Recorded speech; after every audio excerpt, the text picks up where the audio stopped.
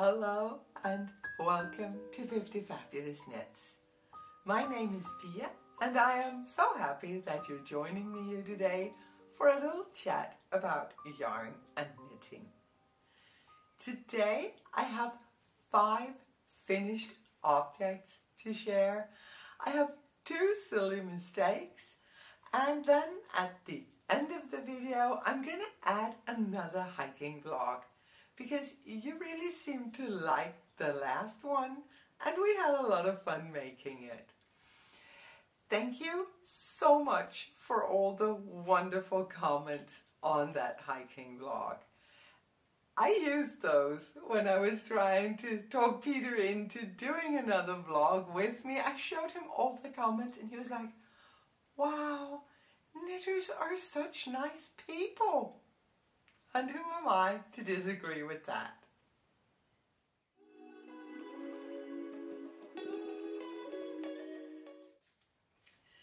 Today I am wearing one of my finished objects, my Be Beautiful. I finished it and I'm not going to say a ton about this pattern today because it feels like I've been going on and on about it for the last couple of podcasts. So let me just say that I love my super comfortable and easy to wear summer tee. I, of course, finished my yarn cozies. Last time I was knitting on a string of cozies that kept growing. I finished 3 cozies. I'm aware that I am now holding up 2 yarn cozies. The third one has already been put to work in one of my behind the scenes projects. But yeah, 3 cute little cozies, and they are so easy to make, and it's a perfect out and about project. So definitely there's going to be more cozies in my life. The next time, however, I will make sure to knit them 2 at a time rather than a full string of cozies, because it was a little bit fiddly having to pick up stitches to work extra ribbing. So what I would do to make 2 cozies is I would cast on with some DK weight yarn and needles size 3.25.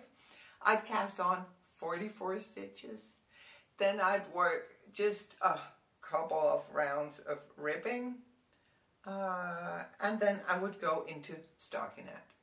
And I would work 22 centimeters, which is roughly 9 inches of stockinette stitch. And then I would finish with a couple of rounds of ribbing again and bind off. Then I would have a long tube. The 2 I would split in the middle, just snap the thread and take them apart, and I would use the yarn to then thread it through the stitches and cinch it in just a little bit, not all the way through, just cinch it in a little bit, weave in the ends, and my cozies would be done. Yeah. So with this one being finished object number 1 and the cozies being number 2, 3, and 4, I only have finished object number 5 left. And when I'm hesitating, it is because that FO is also one of my, did I call them silly mistakes? This one is not a silly mistake. This is an epic fail that should seriously get me banned from handling knitwear for at least a couple of months. I finished my cat number 2 in the gorgeous turquoise Pima cotton that I was so kindly gifted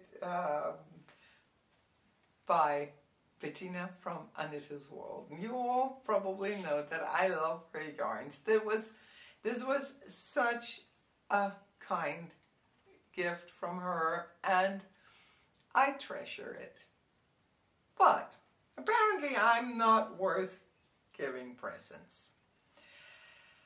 When I finished my cat number 2, I decided then, rather than blocking it by hand washing it, laying it flat, I would put it in the washing machine, because I thought that would that the spin cycle would take out more water and it would dry up faster, and I'd be able to show it to you here today. So that part is totally true. The thing is, I don't use the washing machine a lot. Most of my clothes I hand wash. I have this crazy thing with, I don't want to own clothes that I don't want to care for. I don't want to own clothes that I don't want to mend if they're worn out. That's just my personal brand of crazy, and all that just to say that I don't use the washing machine much. So I just put in the sweater, grabbed whatever detergent was at hand, putting it in, starting. Down here, they're quite liberal with their bleach. They put bleach in everything. Do you know where I'm going now?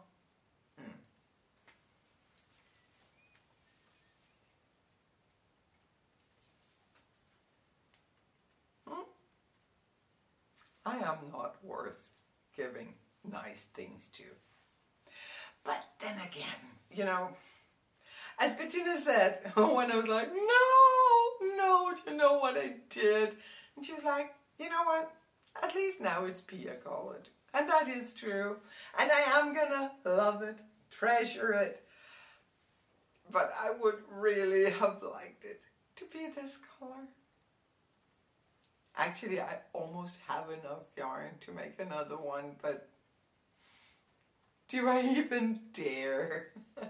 I don't know. But I am so happy with my cat number 2.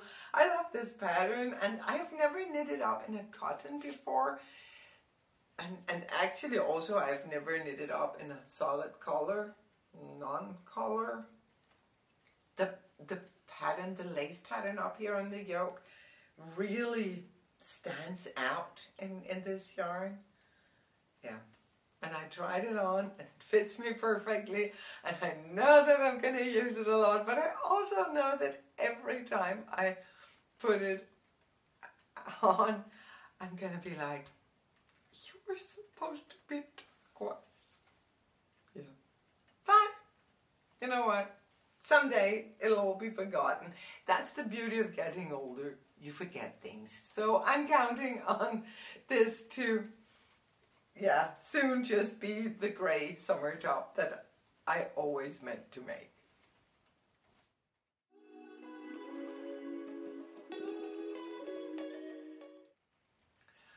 After finishing so many of my whips, I decided to tackle my Ellsworth shawl or Ellsworth wrap. I can never remember. Anyway, the Ellsworth, the beautiful pattern by Scott Rohr, and of course this pattern and everything else that I'm talking about is going to be mentioned in the description box below.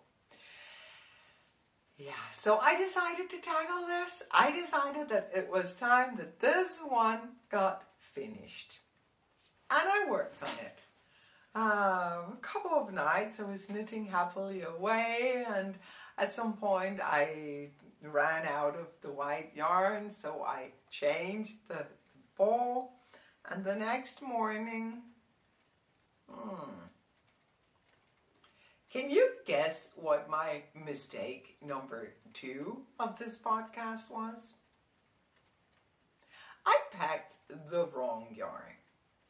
Again, because I know I've done this before. I don't remember when, but I do remember arriving somewhere with this project and having packed the wrong white color.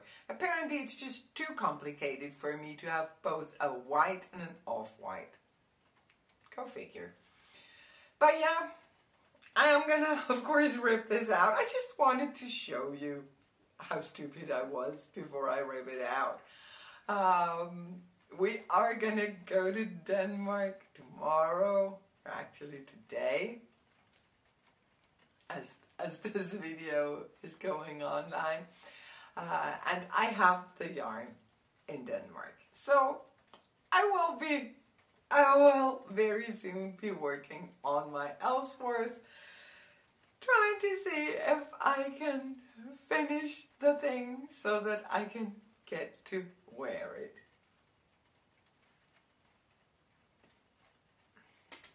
Yeah, it's just so stupid. And with that, I didn't have a lot of knitting left. I did have, as I just briefly said, some behind the scenes knitting, but not really a lot. So that has given me time to work on my mulberry Afghan, the Tunisian crochet blanket that I started last time I was in Texas. So yeah, I have been plugging away at this one, enjoying it a lot still. It's not a huge blanket, you see, but I do think that it's going to block out a little, and then I'm also just going to add a border to get it to the width that I desire. But it's not bad. It'll be fine. Yeah, I bought plenty of yarn because I knew from the beginning that I didn't want to make a baby blanket. I also cast on more stitches than the pattern says. And I'm of course also going to crochet much longer. So I have plenty of yarns to make this as big as I think it needs to be. So this is my main project these days. I don't know that I'll be able to crochet in the car. Maybe I'll get car sick because I have to look at my crochet. I can't just crochet without looking. So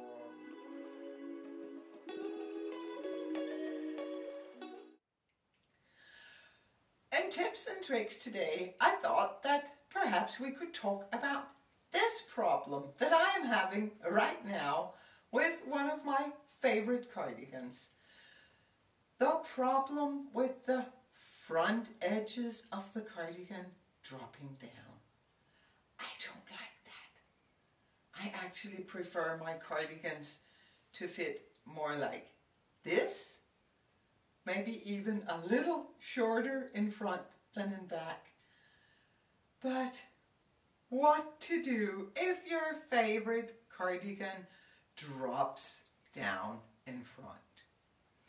This one is definitely one of my favorites. It is the Pink Guano by Stephen West. Beautiful, beautiful pattern that I modified just a little bit to get it to be more me.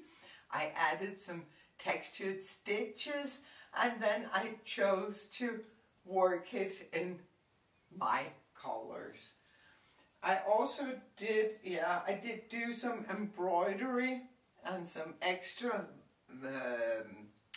crocheting up here on the shoulders in an attempt to keep it up so that it wouldn't slide over my shoulders.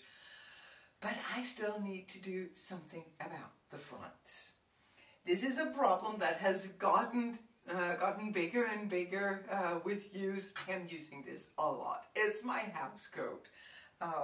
So I want it to be just like I preferred my cardigans to be. So what to do if your cardigan drops down in front? Yeah, if you're still working on the cardigan and you can tell as you're knitting that the balance is going to be off, you just add in a ton of short rows on the back. And you can even have some of the short rows go almost to the front, maybe 5 centimeters from the front, and then turn and work the back again. That will probably solve the problem. But if you already finished your cardigan, I'm not gonna pick out the edges. No, it's not even possible on the Pink Guano because of the clever construction. that's not a possibility for me in this case. And that could be so many other cases where it's just not an option.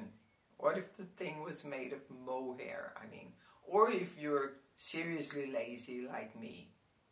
So many situations where it's just not a possibility to reknit it and put in the short rows. There are two very, very easy hacks for this problem, depending on the fabric that the cardigan is made in. Because this is a kind of a rustic thing. It's a heavy yarn and there's so many different colors and textures in it. I could get away with a lot on this cardigan. And what I'm gonna do with this particular one is so very simple. I am gonna start at the end of one front. I'm going to do single crochets all the way up the front. I'm going to continue my single crochets over the neck and down the other front. And all the way while I'm working these single crochets, I'm going to have my cardigan placed on a table in front of me. So I'm going to be standing up doing these single crochets. And I'm going to make sure that I tighten up the fabric in front. So sometimes I'm going to, for 2 knit stitches, I will make 1 single crochet. And I will continuously follow along in the process to see when is it enough, when has it pulled up sufficiently. When you're doing that, you need to remember that as soon as you put on the cardigan, it's going to stretch. So just tighten the thing up really, really good. If this was a finer cardigan, like knit in a thinner yarn and maybe just one color, one texture, then I don't know that I would want a row of single crochets here. If I didn't want a row of single crochets, what I would then do is I will take an elastic band, like a round elastic. I don't have any to show you, but just the plain old round elastic that you can find in any supermarket. Choose a color as close as possible to your garment, and then you start from the neck. And what you have to do is you have to add it with like back stitching, because if you just thread the elastic through the edge, all the fabric is just going to fall down the elastic band and hang there. So do back stitches where you all the time like secure the elastic in the edge of your garment. And again, with that, make sure that you are taking the pulling of the cardigan once you wear it into account. The thing is, we have talked about this before. The neckline of a sweater carries a lot of weight. It actually carries the entirety of the sweater. And that is, it's almost always okay when it's a neckline that is a circle, because then the pressure, the weight will be distributed over this circle. But once you make a cardigan, you're of course compromising the integrity of the circle. You're opening it up, which means that the piece that will carry almost all of the weight is the neck. Everything else is just gonna hang. So you have to be really careful when you work the necklines for a cardigan. Make sure not to use a stretchy binder. Use something that gives some structure. Maybe work the neckline last so that you both have the structure of a cast on. Don't choose a stretchy one like the German twisted, or just a plain old cast on. and then a good bind off, then you have a lot more integrity to that little piece of fabric that actually carries all of your cardigan. Keep that in mind every time you make a cardigan. And if you have cardigans that just ever so slightly drops, maybe it is enough to just reinforce the neck piece. Maybe you can even get away with just, let me see. Suppose this was a cardigan. If it was just dropping a little bit in front, I would start by just doing a row of single crochets where the ribbing meets the main body of the cardigan. Just a tight row of single crochets at the end of the ribbing where it meets the stockinette or the pattern for the body of the cardigan.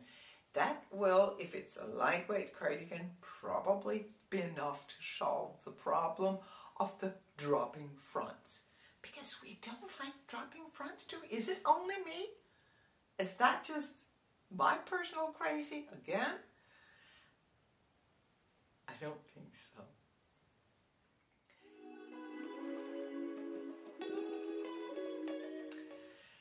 News this week. First, I have a piece of old news that I keep forgetting to mention. This channel, the Fiftyfabulous Knits, now only contains my English episode. All my Danish episodes has been moved to my new channel, which is just called Pia Trans. I'm gonna link it in the description box.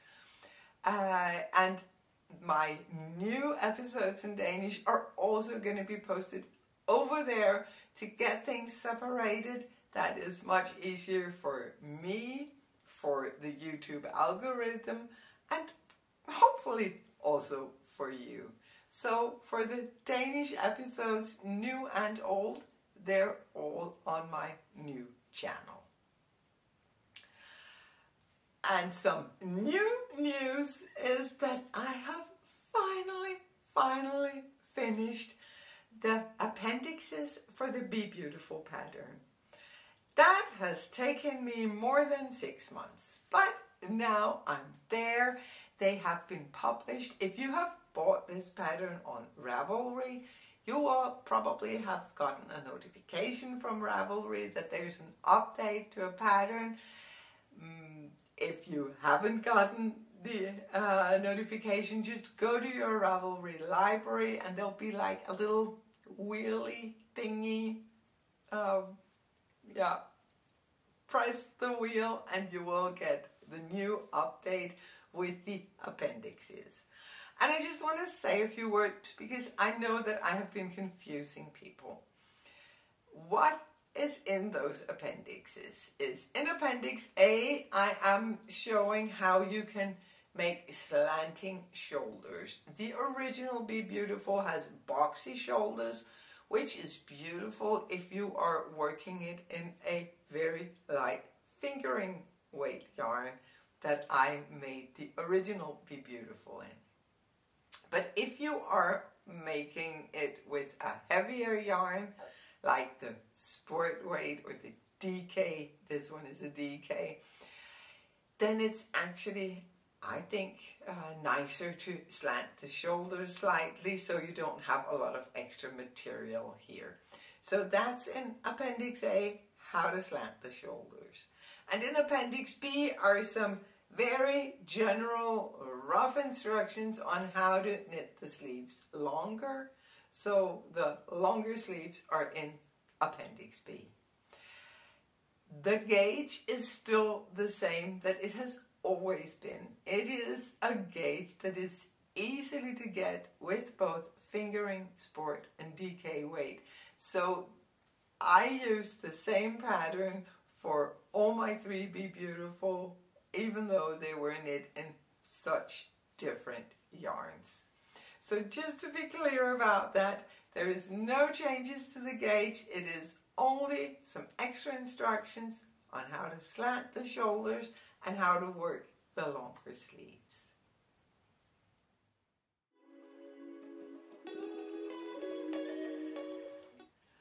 when I'm not knitting, I really don't know what to tell you.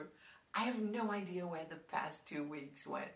It's like the days have just been flying by in this stream of calm, happy contentment, if you will.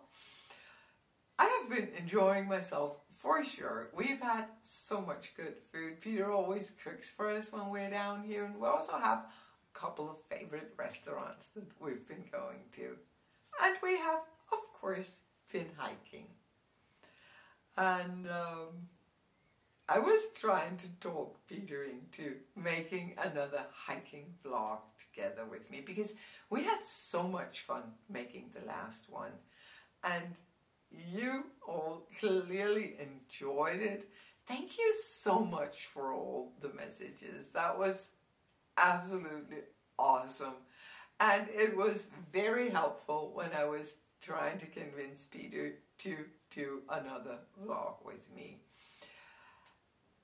I had to put in just a little more. I had to paint this beautiful mental image for him of our grandchildren sitting many years from now, watching these vlogs, getting to know Grandma and Grandpa just a little bit better.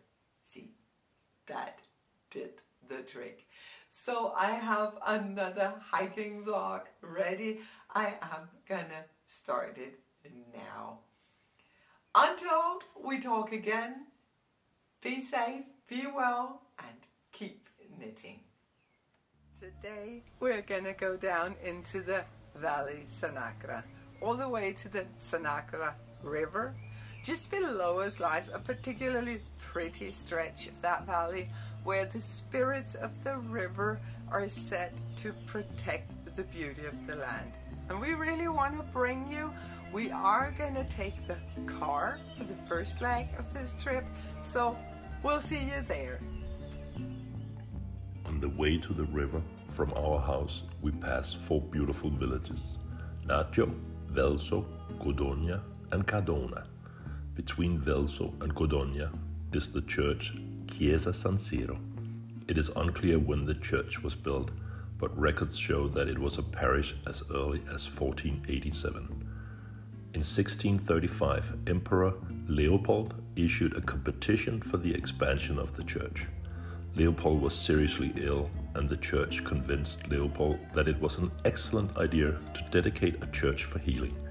Leopold therefore financed the expansion of the church, and at the same time some of the finest presbyteries were built for the church administrative staff. Today we're not going inside, but there are the most beautiful vaults and decorations, all paid for by the sick Leopold. It's not known whether Leopold became less ill from the gift. In spring and summer you can enjoy the most beautiful weddings. The wedding planner is busy, and Italian weddings only have beautiful people and wonderful songs.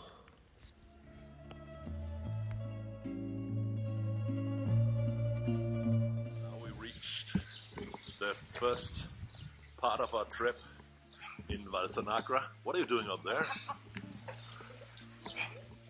Hello, buongiorno. Tutto bene? Tutto bene, grazie. Bella giornata, Grazie. Arrivederci. Okay, Pia, what are you doing up there? How did you get up there? Okay, I found you a new washing machine, Pia. So, these signs you see everywhere in this area, probably all over Italy. I don't know. But this is one of my favorite spots when I've been on my bike in this area. You can imagine it's up, a lot of ups, and some fast downs, but a lot of ups. Just coming here and get some of this water. It's so nice. And that's my wife. Let's go and say hello. Hey. Where are you now? Hello. It's the most amazing view. It took away my words. It's beautiful up here. And there you see the mountains behind us that forms into the valley of Val Sanagra, and a view of the city. year, churches all over. Always churches. How is it with the church towers? Every city has the prettiest church tower or campanile. They call it Campolinissimo. They like, everybody loves their own church tower. Yeah. And where we are right now is at a museum. This beautiful villa behind us here is a villa that is open for the public. Do you know how much it's open? Did you say 2 Sundays every month? 2 Sundays every month. And only if you call ahead and make reservations. Yeah. Prenotation. So you have to call them, and inside it is quite fun. They have a lot of, they show how they lived in the old days here. So they have like all the animals in the area. They're stuffed. How to say that? you actually see donkeys, and you actually see how they use a donkey for transporting all their goods, all what they had to eat, what they fabricated, and so on. So it's quite funny, but unfortunately they only open 2 times a month. Plus today's a Monday, so there's absolutely no chance. Our next stop is at the small village of Cadano, which is almost grown together with Codogna and Velso. In Cadano, we will walk through the narrow and cozy streets and hopefully get a glimpse of Villa Bagatti Valsecchi. The Villa Bagatti Valsecchi, a villa that is more than 400 years old and owned by the Count Bagatti. 150 years ago, the owner decided to change the villa's expression to the likes of the surrounding houses in the village. Why? We don't know, but it is hard to imagine that behind the relatively anonymous villa lies one of the largest gardens in the entire Como province. To that extent, the garden is an ornament to the eye. It stretches almost the entire length of the city, along the gorge to the river. Unfortunately, the garden is not generally open to the public, but it opens a couple of times per year for special occasions. Count Bagatti developed the garden, and later I hope to be able to show a very special gift that the Count gave to his countess. But I'm not sure I can get Pia to climb the rocks along the river to see the gift. Now we must see. Behind the garden, we'll find the narrow and steep path to the river. It's such a special place right here. This area, it's like 200 meters going down the cliffs, and you see all the palms here. Like, there's hundreds and hundreds and hundreds, and it seems like it's a jungle. You can feel the temperature as well. It's like rising 3-4 degrees, I think. But it is a wonderful trip, and we're just gonna continue down the path to the river. The path down the mountain leads to Ponte di Tobi and Cascata di Tobi. For hundreds of years, the bridge was the only connection between Luvinio Menaggio and the villages of Val Sanagra. On the bridge, there is a small icon which is dedicated to Madonna di Latte, Mothers of Milk, or more precise, Mothers of Mothers. At this point on the route, you will experience some of the most impressive waterfalls on the trip.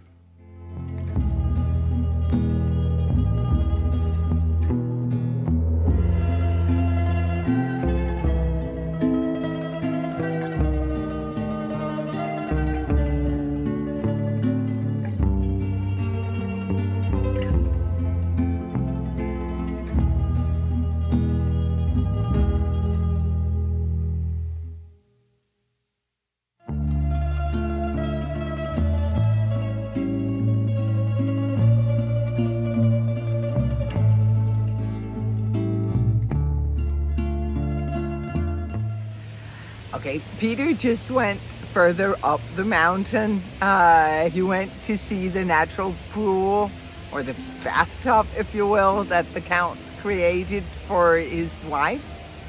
I am, however, staying behind because I'm uncomfortable with heights, And I'm also sort of uncomfortable with sudden death from falling off a mountainside. But you know, if he makes it back, I'm sure he's gonna be bringing some beautiful footage. Let's go up here and have a look.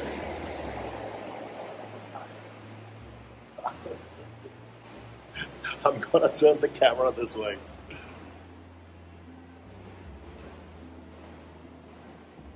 It's about 20 meters. And the Count, he created this tunnel through the mountain.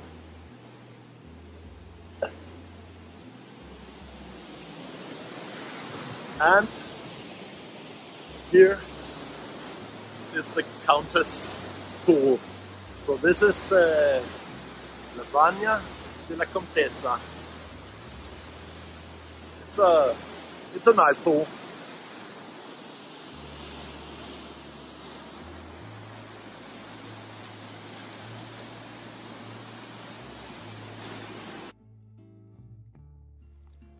Now I will go and pick up Pia and we will be on our way.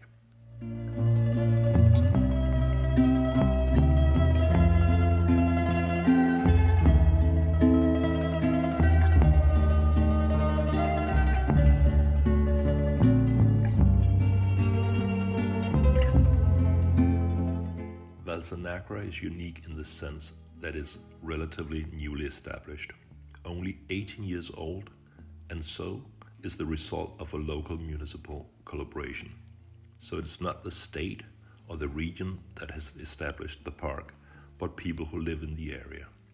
The park stretches over only 15 kilometers, about 10 miles, but more than 2,000 meters of altitude from lowest point to highest point.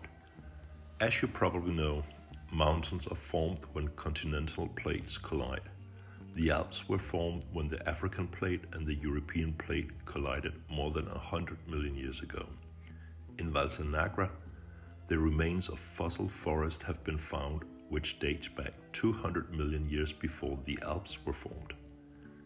It is also hard to imagine that this landscape was once part of a great sea, but fossils of fearsome barracudas and other fish have been found, which date from approximately 200 million years ago, give and take. Come over here. We're parked at the old mill, but I want to show you something. This down here is a place that we need to go every summer when our oldest granddaughter is here, Isabella. This is her favorite spot to play. She can spend hours down there manipulating the stone so that she can build dams and play with the water. It is freezing cold. Typically we will bring some beers and sodas and they'll stay cold. We'll get cold as well. So we're not going today, but it is a place of many fond memories.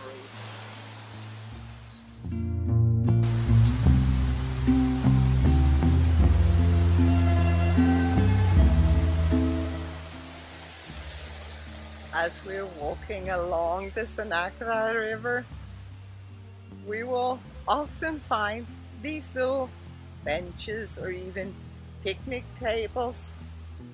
And honestly, I cannot think of a better place to just sit and waste time.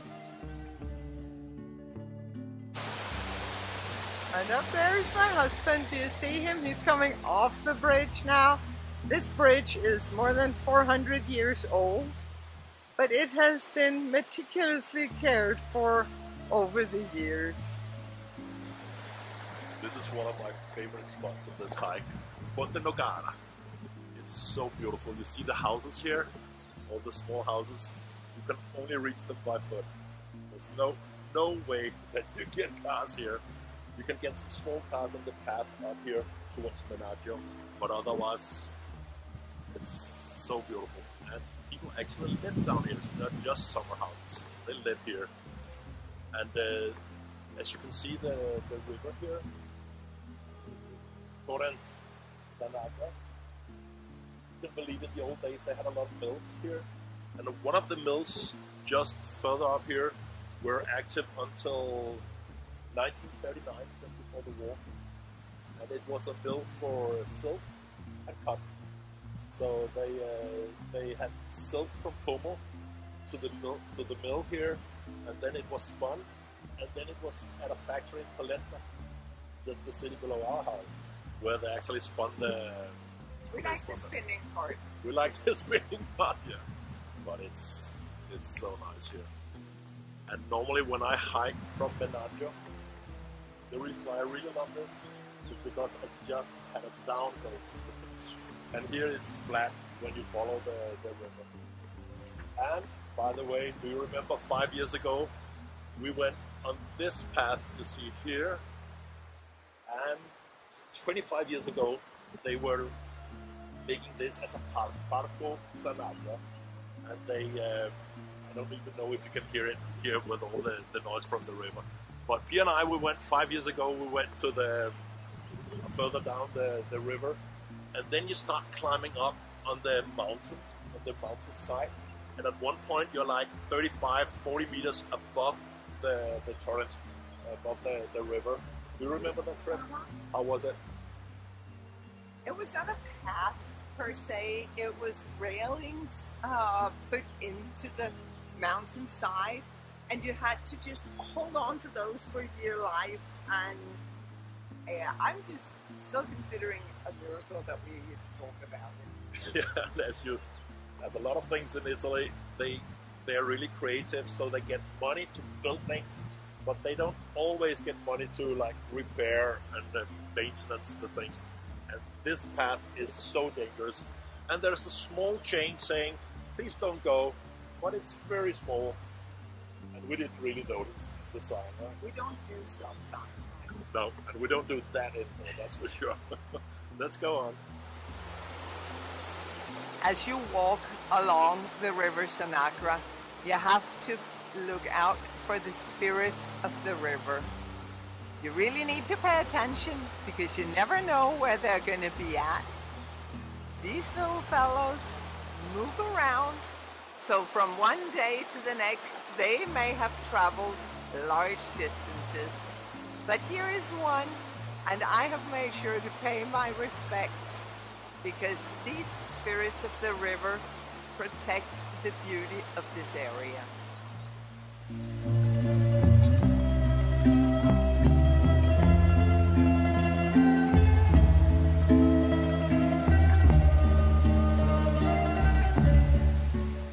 This is one of my other favorite spots. Where's my wife? There she is. This is Agriturismo La Vecchia Chioderia. Yeah, the old mill. The old mill. And then when I was going on bike here, then I always planned to stop by here Sunday afternoon. Because Sunday afternoon on this parking spot, there were like 8 to 10 of the old Piocca, one of the old trucks, 3 wheels. And on this terrace here, Sunday afternoons, you hear old men gathering and singing, and it is so beautiful. I could stay here for like 20, 25 minutes just to hear them sing. It was so beautiful. And besides, they have trouts in here. They also serve a very nice beer. How about let's get in here? Let's go in and see it.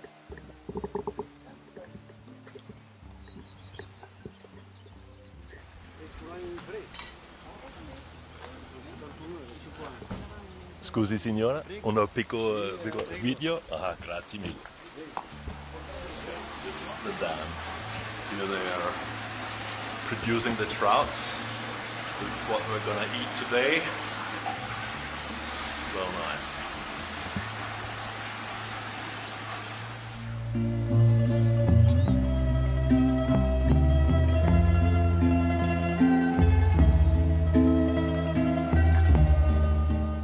Let's take a little sneak peek inside. I just wanted to show you how an extrovert pays for his beer. Just look at him happily chatting away. Now, if that had been me, I'd be in and out in the blink of an eye.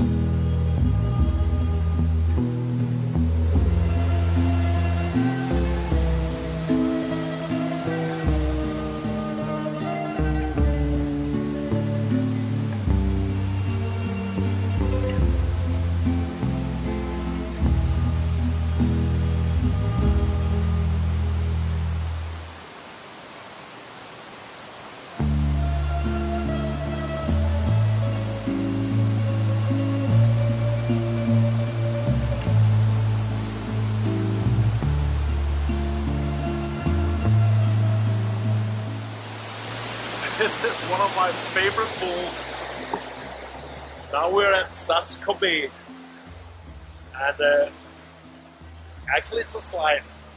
I don't think I dare to go, but here you see the. Oh.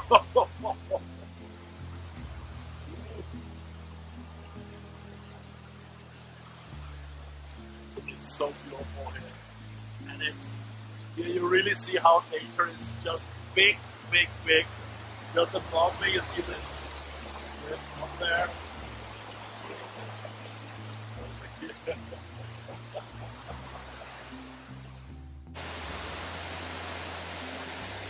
Was it worth it? It's totally worth it.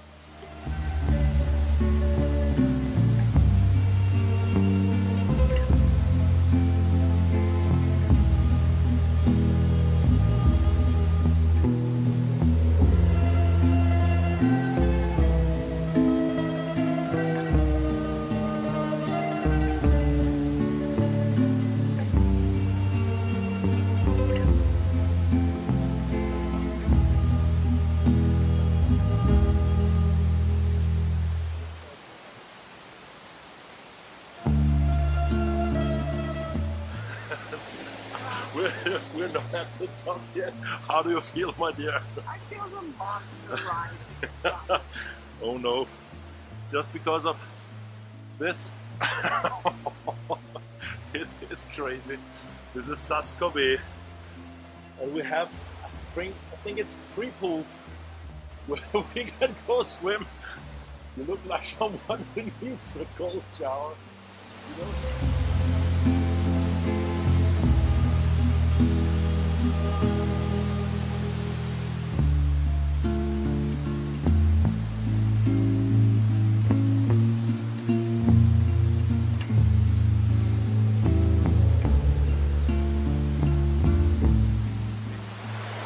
And now we have a little incident. What? We have an equipment malfunction. My speakers are just integrating. They're opening up here. Plus, I lost the sole that actually is going to give me grip, which just makes navigating slippery slope so much more fun. Excuses. If it's not one, then it's another one. Well, we're halfway up Saskobé. Yeah, let's go on. You're in perfect. Okay, let's go. We did not get very far. Soon after we continued up the mountain, the sole of my other shoe came loose, and we decided it was just too dangerous for me to try to navigate the muddy trails. So we turned around and came back down. Sole is located. I just wish there was a way to attach this to my shoe. But,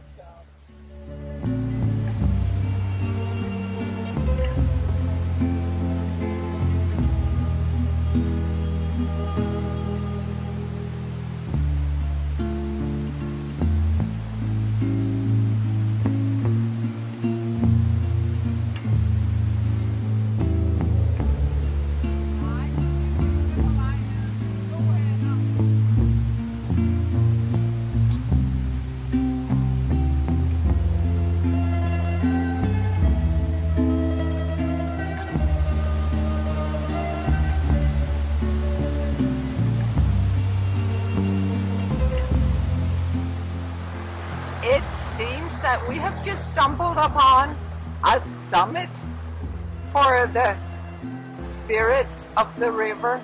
Just look how many are here. They're all over. I'm sure the one that we met further down the river is on its way up here. I lost my chatterbox again.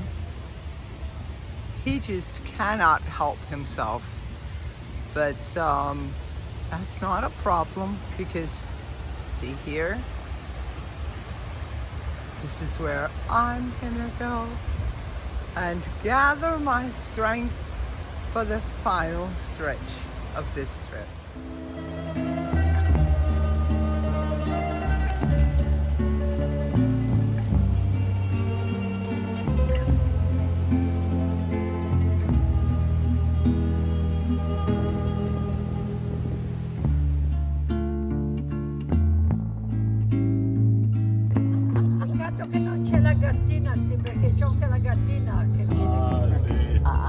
Faceva la foto. Meno male che c'è qualcuno che ci prende giù. Sì. Attenzione alla macchina. Grazie, buona giornata. Anche ciao. a voi, grazie.